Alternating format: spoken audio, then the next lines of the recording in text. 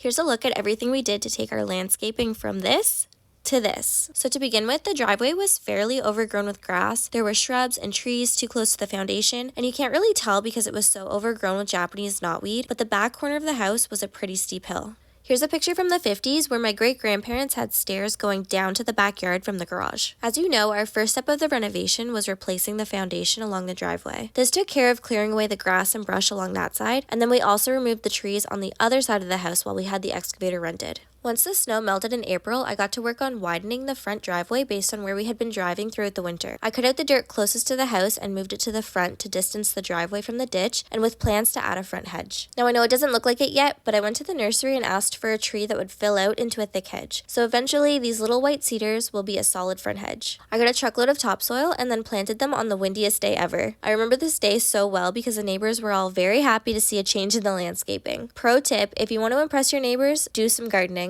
I knew that the front of the house also needed some love, but after spending a couple $100s on the front bushes, I really didn't want to invest in any more plants. So I went and dug up the boxwoods from my own house and then split a hosta from my dad's house. There were a couple other odd jobs that we did, like moving the front door pavers to the basement doors, clearing out some more plants, and then one day I randomly decided to add some steps to the side of the hill. I found these stones in the basement and they worked out perfectly. Once the garage came down, our excavating contractor graded the driveway since it needed to be lowered a couple of feet to clear the siding of the house, and then also made the back hill less steep. The dirt was also too high in the back corner of the house, so we ultimately had to add a little retaining wall. Once the gravel was delivered, our excavating contractor came back to break some rock in the way of widening the driveway and then spread the gravel. This made such a big difference and brightened up the whole yard. I added the finishing touches to the gardens with some stone edging that I found in the basement and mulch. We found these little bushes at Costco, and then I planted some emerald cedars along the side of the house to break up the white siding, and also in the back along our property line that previously wrapped around the back of the garage. There was a lot of grass seed and a lot of watering that went into this landscape. If you're local, you've probably seen us standing out with the hose at the end of the day. All that hard work was definitely worth it though, and I'm so proud of the transformation.